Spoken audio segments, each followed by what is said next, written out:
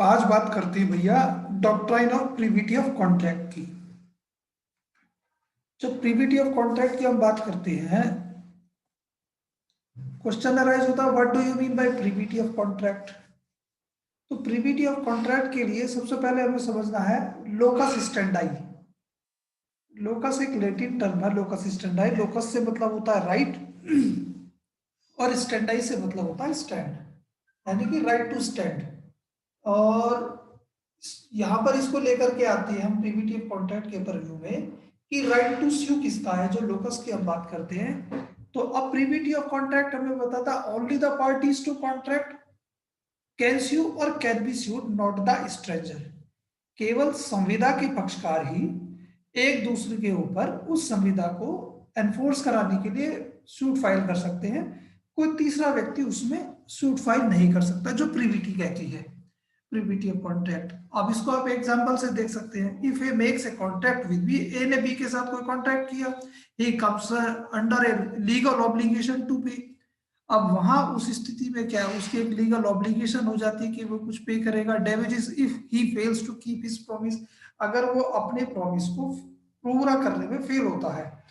The enforceability और liability as regards this contract lies firmly in the hands of A and B. अब इस contract के purview की हम बात करें, इस कॉन्ट्रैक्ट की एनफोर्सिबिलिटी की अगर हम बात करते हैं, तो ये एनफोर्सिबिलिटी किस में लाई करती है, ए और बी में लाई करती है। ठीक है, ए और बी में जब लाई करेगी तो यहां पर केवल ए और बी ही इसमें एंटाइटल है एक दूसरे के अगेंस्ट इसे एनफोर्स कराने के लिए। एक्सक्लूजन ऑफ अदर्स, और बाकी दूसरे व्यक्ति को इससे बाहर कर दिया है। और this is called the foundation of privity of contract. ये कहलाता है आपका doctrine of privity of contract. The doctrine की अब हम बात करेंगे, केवल पार्टीज को राइट देता है कि वे ऑब्लिगेशन को एनफोर्स करा ले। अब जो ट्वीडल वर्सेस एटकिंसन है, इसका एक फाउंडेशन केस है जो प्रीविटी ऑफ कॉन्ट्रैक्ट जिससे निकल करके आया था। Though the doctrine of privity was recognized and established in the case of Tweddle versus Atkinson, क्योंकि ट्वीडल वर्सेस एटकिंसन से अगर पहले की हम बात करते हैं, the stranger were allowed to enforce the contract, but when the Tweddle versus Atkinson came into existence, तो इसमें ये फाउंडेशन जो डॉक्ट्राइन ऑफ प्रीविटी है ये एग्जिस्टेंस में आ जाता है। Its foundation had been laid by the English courts, और ये 16th सेंचुरी में आया। इससे पहले की स्थिति अगर हम देखते हैं और इसके बाद की, और जब ये ट्विडल वर्सेस एटकिंसन आया तो उस समय की स्थिति देखते हैं, तो एक जो थ्योरी डेवलप होती है, जो इंटरेस्ट थ्योरी जिसे हम कहते हैं। In these cases, it can be seen that the court rather decided upon them by keeping in mind so-called interest theory, and this theory basically meant that only he who had an interest in the promise, यानी कि केवल वही व्यक्ति जिसका उस promise में interest है वही उसे एनफोर्स कराए, could bring up an action before the court, और in the words of court, he that have interest the promise shall have the action, केवल उसी को एक्शन मानने के लिए। अब इसके लिए जो सबसे पहला केस अगर हम देखते हैं 1599 का, 1599 का, वहां की स्थिति अगर हम देखते हैं, लेविट वर्सेस हैविस का केस है। कुछ देखना क्या लिखा हुआ भैया इसमें। The first recorded case of such an instance was decided upon in 1599. This case was called Levitt versus House. In this case, a father bought an action of Azamspit upon a promise made directly to him that marriage money would be paid to his son. The court was of the opinion that the action ought to have been bought by the son, for the promise is made to the son's use, and the ordinary covenants of marriage are with the father to stand ceased to the son's use, and the use shall be changes and transferred to the son, as if it were a covenant with himself, and the damages of non-performance is thereof to the son. अगर आप सीधे से इसमें देख लेते हैं तो एक पिताजी के खिलाफ, पिताजी के द्वारा एक सूट फाइल किया गया। एजम्सिट का मतलब बताएगा कोई क्या होगा, कोई बताएगा मुझे एजम्सिट का मतलब क्या होगा। अब इसको आप इस तरीके से थे, assumpsit just like obligation which is to be enforced, यानी कि उन ऑब्लिगेशन को पूरा कराने के लिए वो कहना, वो एक सूट फाइल किया गया था। और जो फादर को किए गए थे जो प्रॉमिस, अब उसमें जो क्योंकि वो कोविनेंट हुई थी वो किसी मतलब बेटे के फायदे के लिए, तो दैट्स व्हाई द जो सन है उसको एंटाइटल, उसको बताया गया कि he is only entitle to enforce such action. अब इसको आगे भी हम बात करते हैं तो डट्टन वर्सेस पूल में भी हमने भैया यही बात कह दी। डट्टन वर्सेस पूल में जो कहा हुआ, a son promised his father that in return for his father not selling a woods he would pay 1000 pounds to his sister. यानी कि जो बेटे ने पिताजी से कहा कि अगर आप इन पर्टिकुलर लकड़ियों को नहीं बेचेंगे तो उसके बदले वो 1000 पाउंड अपनी सिस्टर को देगा। The father refrain from selling the woods. अब वहां उस स्थिति में जो फादर है रिफ्रेन रहते हैं और लकड़ियों को नहीं बेचते। लेकिन जो बेटा है, बेटे ने ऐसा नहीं किया। क्या होता है, it was held that the sister could sue on the ground that the consideration and promise of the father may well have extended to her on account of the tie of blood between them। यानी कि वहां पर जो enforceability की हम बात करते थे, जो जब पीछे हम बात कर रहे हैं ट्विडल वर्सेस एटकिंसन से पहले की स्थिति है ये, कि भैया क्योंकि जो जो सिस्टर है, sister was the beneficiary in such contract, और वो ब्लड रिलेशन के बिहाफ पर वो उस कॉन्ट्रैक्ट से टाई यानी कि बंध जाती है। That's why she is entitled to enforce such contract. लेकिन भैया ट्विडल वर्सेस एटकिंसन में सारी ही चीजों को बदल दिया गया। अब बदलने के बाद क्या कह दिया, इसको देखना कुछ क्या कहता है ये। This is considered to be one of the most significant decisions which to the doctrine of privity. In this case, the plaintiff's father and his prospective father-in-law mutually agreed to pay sums of money to the plaintiff on marriage. The plaintiff duly married, but the father-in-law died before his portion of money had been paid. It was held that the plaintiff could not recover the money, even though the agreement has expressly provided that the plaintiff should have the right to sue on it. Right पूरा man J said. हाँ, Right man J जो इसमें justice थे वो white man थे और उन्होंने क्या कहा वो देख लीजिएगा। It पढ़ दो is इसे। now it is now established that no stranger to the consideration can take advantage of a contract, although made for his benefit. Whereas Justice Crompton said that consideration must move from the promisee. The authority of Twindle versus Atkinson was soon generally acknowledged in Gandy versus Gandy.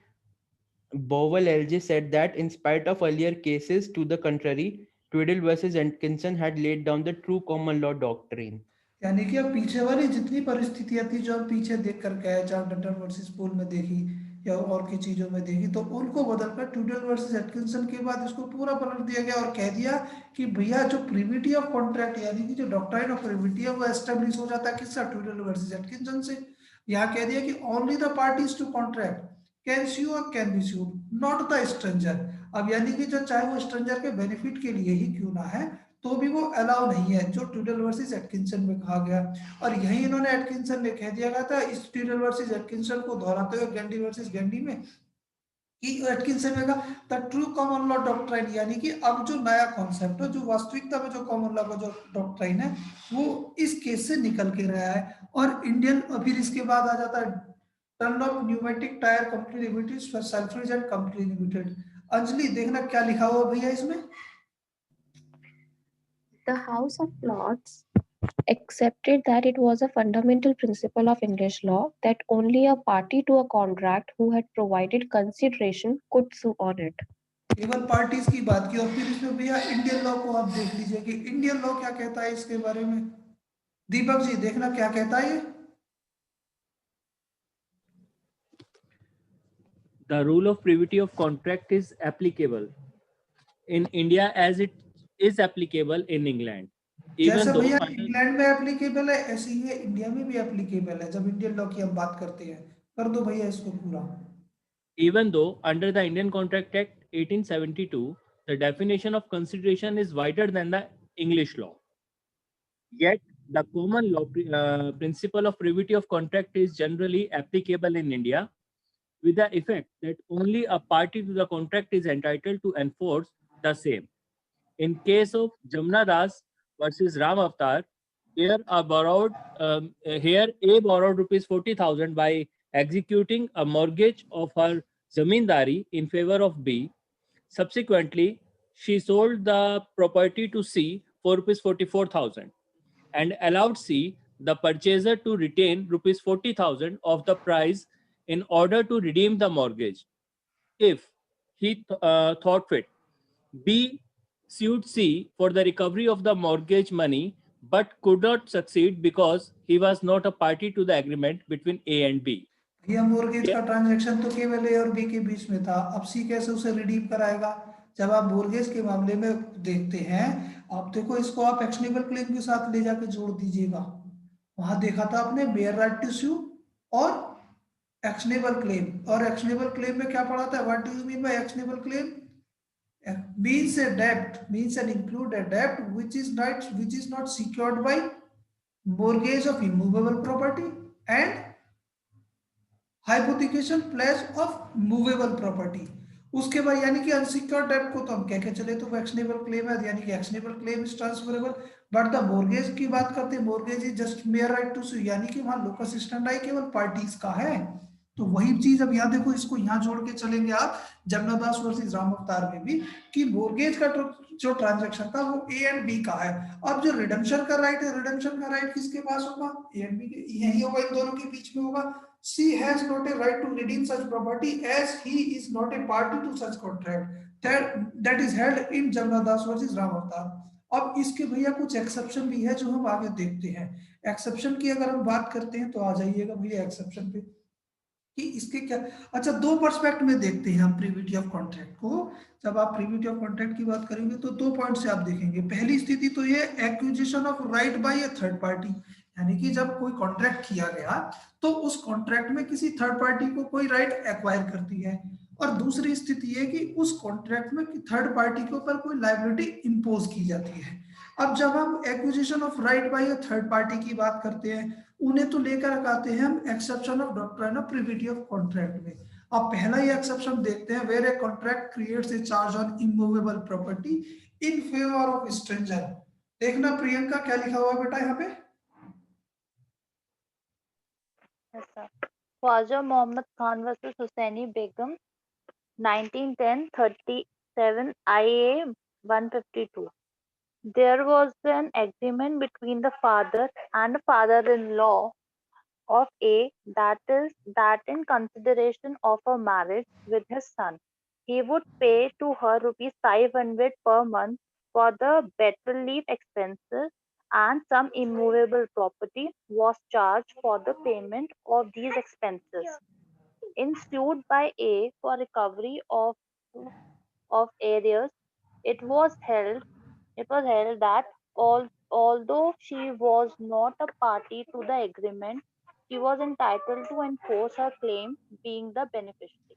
भैया इसको आप सीधे से देख लीजिएगा उठा करके, कि भैया लड़के और लड़की के पिता के बीच में एक एग्रीमेंट हुआ कि भैया जो लड़के के पिता हैं, लड़की को हर महीने बेटर लीव, जिसे आप कहते हैं मोमेंट्स में लिखाते हैं खर्चाए पानदान, उसके लिए जैसे मेहर तय की जाती है, इसी तरीके से वहां ये भी तय कर दिया गया कि हर महीने भैया एक पर्टिकुलर अमाउंट जो क्या नाम है पान की बेटर लीव जिसे आप कहते हैं पान के खर्चे के लिए दिया जाएगा, और उसके लिए एक इमूवेबल प्रॉपर्टी में चार्ज क्रिएट कर दिया गया कि वहां से जो क्या नाम है जो खर्चा है वो दिया जाता रहेगा। शादी हो गई, शादी के बाद वो खर्चा देना बंद कर दिया गया, नहीं दिया गया।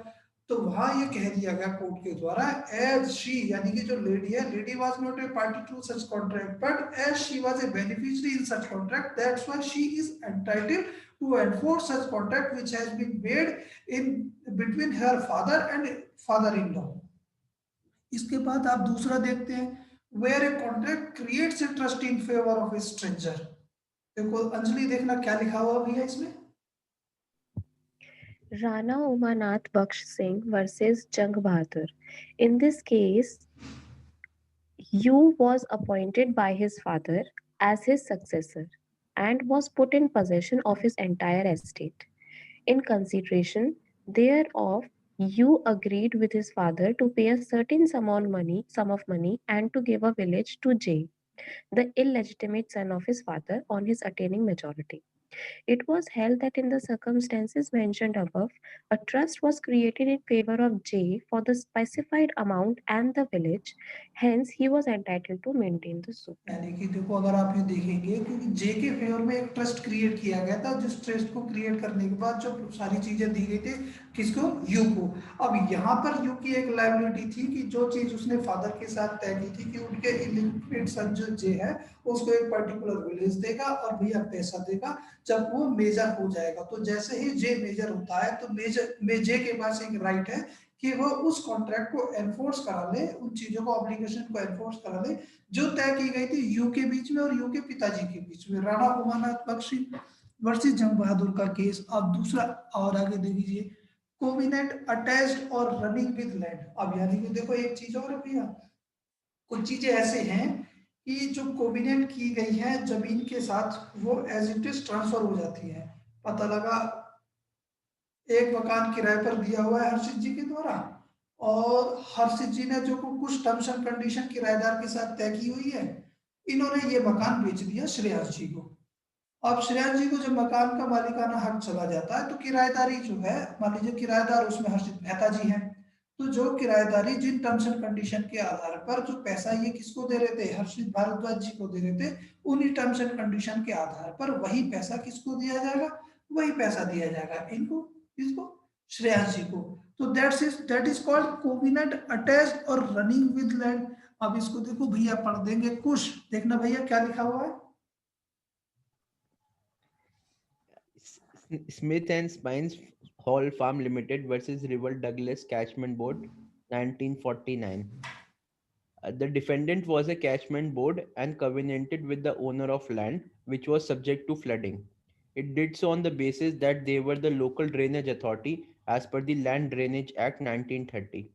The defendant agreed to replace the outfall and to enlarge the banks of the river as well as maintain this once the work was complete.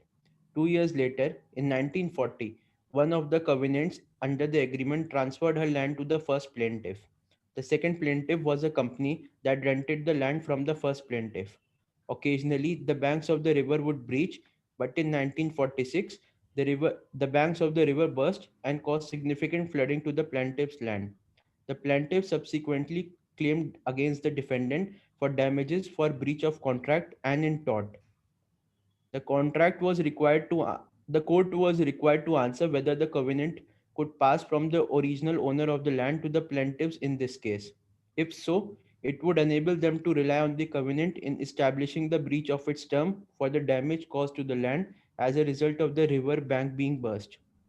The court held that the defendant board had breached the contract and this breach had caused the damage to the plaintiff's land that had been complained of. The court looked to the language of the agreement between the original landowner and the catchment board and found intention that the obligation to maintain the land would pass to all future owners. On this basis, the plaintiffs could enforce their right under the original covenant. अब इसको भैया एक दूसरे तरीके से आप और देख सकते हैं कि भैया दूसरा तरीका क्या है। दूसरा ये है कि आप भैया सीधे सीधे से आप जाइए बिल्कुल गांव वाले परिप्रेक्ष्य में। गांव वाले परिप्रेक्ष्य में देखो भैया जो वो होती है इरिगेशन होती है। इरिगेशन किस तरीके, इरिगेशन के क्या क्या मोड हो सकते हैं कुछ सर? मोड मतलब जो खेतों में पानी दिया जाता है, तो पानी के लिए क्या क्या साधन है आपके पास? सर ट्यूबवेल से आ जाता है, कैनाल से डाइवर्ट हो जाता है। हाँ बस ठीक है। चलो अंजलि। जी सर। बेटा इसके अलावा और भी कोई साधन हो सकता है? Sir river. ठीक है, कैनाल, रिवर। अब देखो आप ये ट्यूबवेल को तो भूल जाइए थोड़ी देर के लिए। जो कैनाल है या रिवर है, जो जिनको आप नेचुरल रिसोर्सेज कहते हैं, अब क्या है आपका जो खेत है वो जस्ट ये मान के चलिए नदी के बराबर में या कैनाल के बराबर में है। तो ये होता है कि सीधे सीधे से कि जब पानी दिया जाएगा तो सबसे पहले भी पता लगा ए वाले खेत में पानी जाएगा, ये चीजें तय होती है। उसके बाद बी के खेत में पानी जाएगा, उसके बाद सी के खेत में पानी जाएगा। खेती किसके यहाँ होती है? किसी के यहाँ नहीं होती। खुश श्रेयांश होती है? सर हाँ सर होती है सर। बिल्कुल आइडिया नहीं है खेती का। कोई बात नहीं, आप रुक जाइए, बस सुनते रहिए आप। श्रेयांश होती है। तो जो पानी है वो किस चीज से दिया, पर ट्यूबवेल से दिया जा रहा होगा भैया इस समय तो पानी? नहीं सर, मतलब नहर से भी आते हैं हमारे यहाँ। अच्छा, नहर से भी पानी आता है। तो नहर से जब पानी दिया जाता है तो सबसे पहले किसके खेत में जाता है पानी? सर जो नहर के बिल्कुल करीब के खेत होते हैं। ये चीज मतलब कस्टमरी चली आ रही है ना? हाँ या सर। तय की हुई है? नहीं सर, एक मतलब नाली टाइप की बनी हुई है, मतलब सबके खेतों के बीच से जा रही है वो, तो हाँ। फर्स्ट खेत में ही सबसे पहले जाता है पानी। और जाता है, फिर उसके बाद ये कि जब दूसरे खेत में दिया जाता है तो उस पहले खेत की नाली बंद कर दी जाती है, फिर उसके बाद दूसरे हाँ खेत की नाली खोल दी जाती है। इसी हाँ के जी बाद सर। जब दूसरे खेत का पानी पूरा हो जाता है तो वहां दूसरे खेत की भी बंद कर देते, तीसरे खेत की नाली खोल दी जाती है। ठीक है। हाँ जी अब सर। क्या है कि जो पहले वाला जो खेत है, पहले वाला खेत मान लीजिए श्रेयांश का है, जो पहले पानी, या ये मान के चले जो आखिर वाला खेत है, आखिर वाला खेत है श्रेयांश का। अब श्रेयांश ने वो खेत बेच दिया किसको? हर्षित मेहता जी को। अब हर्षित मेहता जी कहते हैं कि नहीं भाई, पहले मैं पानी लूंगा। अब भैया वहां पे एक कोविनेंट अटैच्ड, उसके साथ ये जो कस्टमरी चली आ रही है कि जो कोई पानी लेने का जो नंबर है, पानी लेने का नंबर सबसे बाद में आता है, तो सबसे बाद में ही मिलेगा। अब इसको भैया जो जैसे जो कस्टमरी जो यानी कि जो कोविनेंट है जो लैंड के साथ अटैच्ड है, वो ऐसे के ऐसे उनसे जो सब्सिक्वेंट ऑनर होता है, सब्सिक्वेंट ऑनर भी उन कोविनेंट के द्वारा बाउंड हो जाता है। यही बात इसमें हम समझाना चाह रहे हैं जब प्रिविटी की हम बात कर रहे हैं। तो कोविनेंट अटैच्ड और रनिंग विद लैंड। भैया आगे चले, आगे चलो इसको देख लेते हैं हम, एस्टोपल और एक्नॉलेजमेंट। अंजलि देखना भैया क्या लिखा हुआ है ये।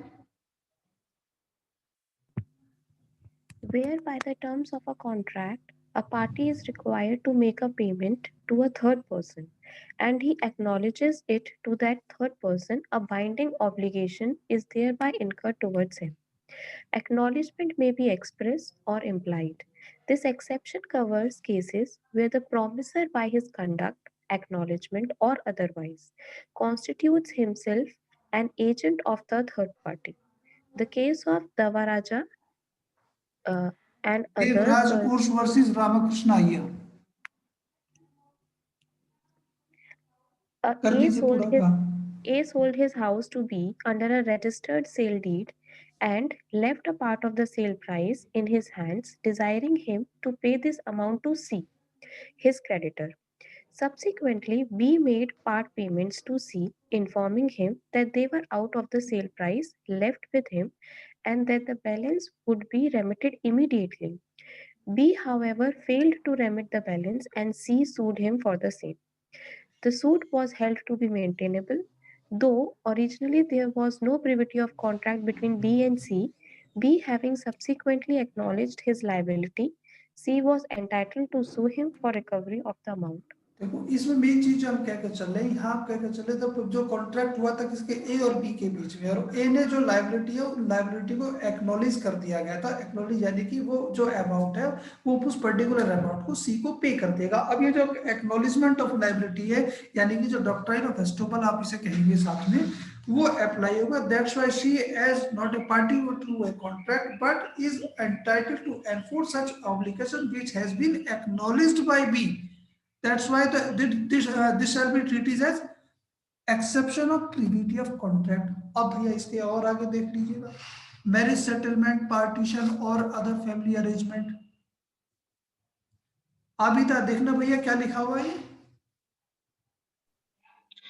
Marriage settlement, partition, or other family arrangements where an agreement is made in any of the mentioned concerns and a provision is made for the benefit of a person, he may take advantage of that agreement although he is no party to it. Case पढ़ दीजिएगा पूरा। In Rose Fernandez versus Joseph Gonsalves, a girl's father entered into an agreement for her marriage with the defendant. It was held that the girl, after attaining majority, could sue the defendant for damages for breach of the promise of marriage, and the defendant could not take the plea that she was not a party to the agreement. कुछ देखना भैया, जो Draupadi versus जसपत राय का case है वो क्या कहता है। The defendant's wife left him because of his cruelty. He then executed an agreement with her father, promising him to treat her properly, and if he failed to do so, to pay her monthly maintenance and to provide her with a dwelling. Subsequently, she was again ill-treated by the defendant and also driven out. She wasn't entitled to enforce the promise made by the defendant to her father. यह सीधी सी बात है कि पता लगा महिला के साथ ill treatment किया गया था, क्रूरलिटी का शिकार थी वो, अपना वहां से उस समय घर छोड़ के बाइक चली गई। अब जब आपस में बैठ के समझौता हुआ तो समझौते में तय किया कि अगर दोबारा ऐसी कोई घटना होती है तो इस घटना के लिए फिर जो लड़की के ससुर साहब हैं वो उस लड़की को अलग रहने के लिए एक आवास उपलब्ध कराएंगे, ड्वेलिंग हाउस पूरा उपलब्ध करा देंगे, उन्हें जो है प्रॉपर ट्रीटमेंट दिया जाएगा। इस समझौते के आधार पर वे वापस घर आ जाती है महिला, लेकिन दोबारा उन्हें परेशान किया जाता है तो वहां पर उस, क्योंकि वो महिला उसमें बेनिफिशियरी थी, तो that's why she is entitled to enforce such contract which has been made between her father and father in laws. Clear है? अब इसमें भैया एक केस और है कोई अगर बता दे मुझे, सुप्पू अमल वर्सेस सुब्रमण्यम का केस है, कोई बता सकता क्या है ये? आबिदा। सर ये वाले जो पॉइंट्स बता, इस हेड के अंदर जो आप केसेस बता रहे हैं, ये भी एक्सेप्शन है डॉक्ट्रिन ऑफ प्रिविटी के। भैया यही तो बात चल रही है और क्या चल रहा है? मैंने अच्छा। कुछ सुप्पू अमल वर्सेस सुब्रमण्यम का एक केस है, कोई बता सकता है मुझे इसे?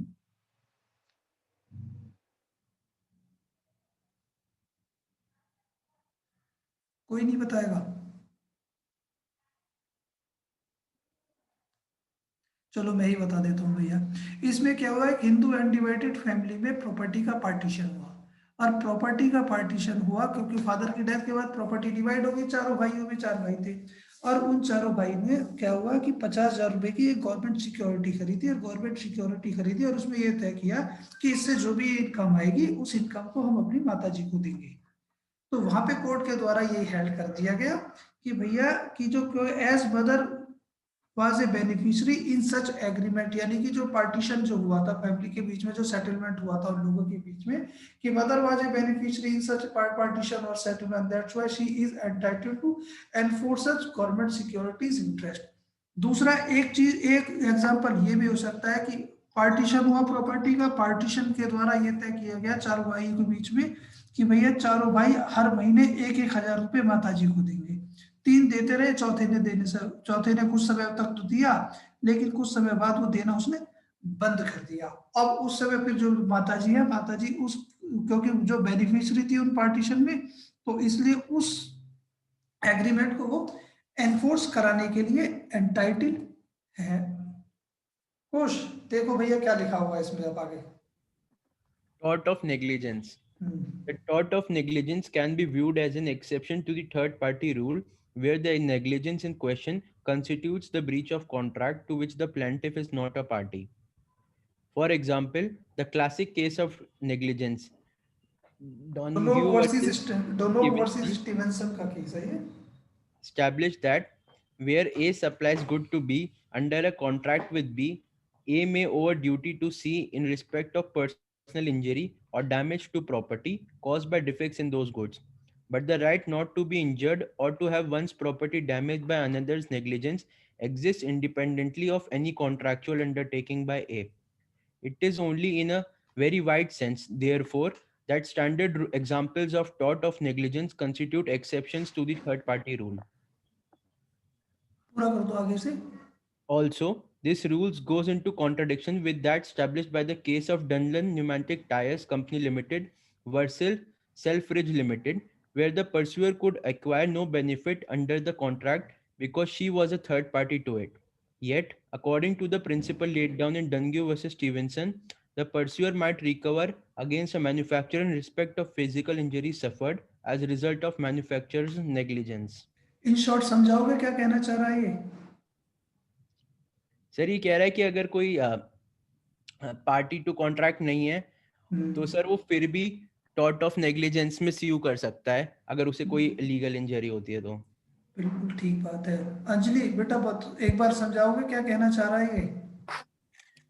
सर इसमें यही कहा है कि अगर क्योंकि प्रिविटी ऑफ कॉन्ट्रैक्ट जहाँ पे लग जाता है वहाँ पे सिर्फ जो पार्टी है वही सू कर पाती है, एंड जो एक्चुअली में जैसे डिसअपॉइंटेड ट्रांसफरी टाइप का जो होता है, तो सर वो वाली जो पोजीशन है वहाँ पे वो जो इंसान है उसको कुछ नहीं मिलता है एंड उसका नुकसान भी हो जाता है, तो इसलिए वो नेग्लिजेंस के अंदर वो सू कर सकता है फॉर डैमेजेस।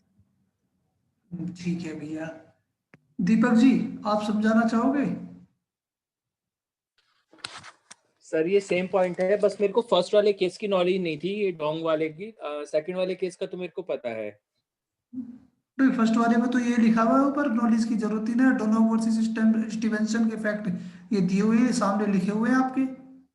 जी ये मैंने अभी पढ़ा सर, इसकी मेरे को नॉलेज नहीं थी, सेकंड वाला तो पता था सर मेरे को। सेकंड वाले में क्या फैक्ट थे? इसमें ये था सर कि एक मैन्युफैक्चरिंग कंपनी थी जो टायर हाँ, बनाती थी, इसने अपने एक होलसेलर को अपने टायर सप्लाई किए थे with the agreement that the wholesaler will not sell the product below the listed price. हाँ लिस्टेड प्राइस से नीचे नहीं बेचेगा शायद, बिल्कुल सही। जी, आगे?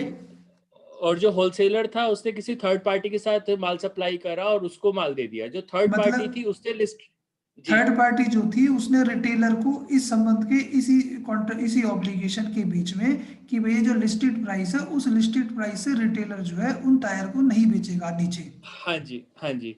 और जो थर्ड पार्टी थी सर उसने लिस्टेड प्राइस से नीचे बेच दिया था। मैन्युफैक्चरिंग कंपनी ने जब उसको एनफोर्स करना चाहा तो एनफोर्स नहीं कर पाई because she was the manufacturing company was stranger to the contract. Contract केवल जो कॉन्ट्रैक्ट है मतलब ए मैन्युफैक्चरिंग कंपनी थी और बी होलसेलर थे और सी रिटेलर थे। बी और सी के जी बीच में कॉन्ट्रैक्ट था कि और जो कि जो ना बी ने सी रिटेलर को माल दिया और सी ने उसे जो ना लिस्टेड प्राइस से नीचे बेच दिया। ए जो मैन्युफैक्चरिंग कंपनी है was not a party to contract between which has been made between B and सी।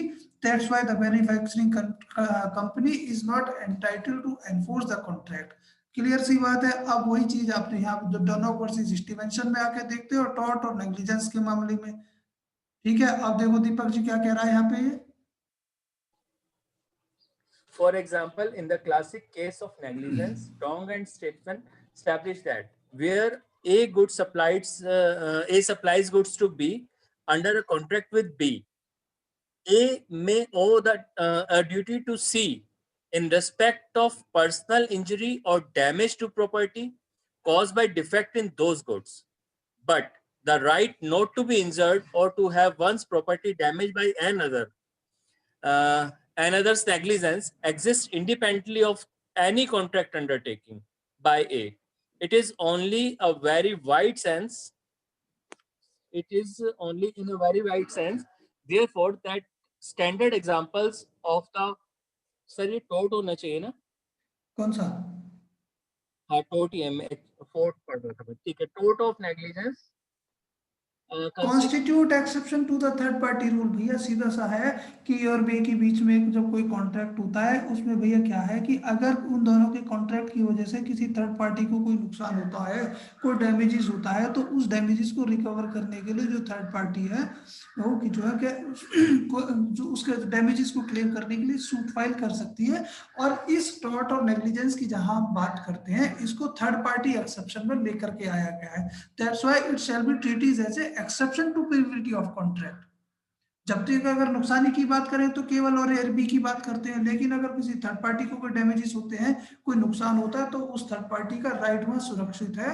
जैसा भी देखो अंजलि ने बताया था कि अगर बोनाफाइड ट्रांसफरी की हम बात करते हैं तो उस बोनाफाइड ट्रांसफरी के हितों को जैसे वहां सुरक्षित किया गया, इसी तरीके से थर्ड पार्टी को भी डैमेजेस से सुरक्षित किया गया है कि वो अपने डैमेजेस क्लेम कर सकते हैं। अब भैया इसके आगे देखते हैं आप स्टैच्यूटरी एक्सेप्शंस जो लॉज में दिए हुए हैं, वो क्या क्या है देखना भैया। भैया पहला एक्सेप्शन तो मैं बता देता हूं जो इसमें नहीं लिखा हुआ है। नेगोशिएबल इंस्ट्रूमेंट एक्ट में आप जाके देखेगा, नेगोशिएबल इंस्ट्रूमेंट में एक्ट में अगर देखते हैं, आपने अगर एक अकाउंट खुलवाया है दीपक जी, दीपक तो, और अब उस अकाउंट के आप अकाउंट होल्डर हैं, आपके और बैंकर के बीच में कॉन्ट्रैक्ट है। मान लीजिए पैसा आप निकालेंगे, आप जमा करेंगे, बैंकर आपसे लेगा, आपको देगा। ठीक है, वही एक कॉन्ट्रैक्ट ये भी कि आपने एक चेक मेरे नाम से काट दिया और मेरे नाम से जब काट दिया मैं लेके उसे बैंकर के पास जाता हूं, जबकि ओरिजिनली क्या देखा जाता है कि आप और बैंकर हैं कॉन्ट्रैक्ट में, मैं तो नहीं था, लेकिन एज क्योंकि मेरे नाम में एक पैसा कोई पेमेंट आपने फिक्स कर दिया और वो डायरेक्शन दिए बैंकर को, तो उस स्थिति में जो नेगोशिएबल इंस्ट्रूमेंट एक्ट की जब हम बात कर रहे हैं, चाहे वो प्रोमिसरी नोट है, बिल ऑफ एक्सचेंज है या चेक है, वो भी एक्सेप्शन में आते हैं किसके, प्रिविटी ऑफ कॉन्ट्रैक्ट की।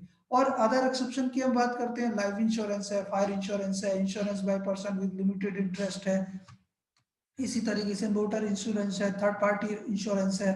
और जो कंपनीज एक्ट का सेक्शन 14 जो पुराना वाला हम देख कर रखे थे 1985 में, उसमें भी दिया हुआ है कि मेमोरेंडम और आर्टिकल ऑफ एसोसिएशन में तय किया हुआ है कि अगर कंपनी से के जो जो मेंबर है उनको बाइंड करती है कि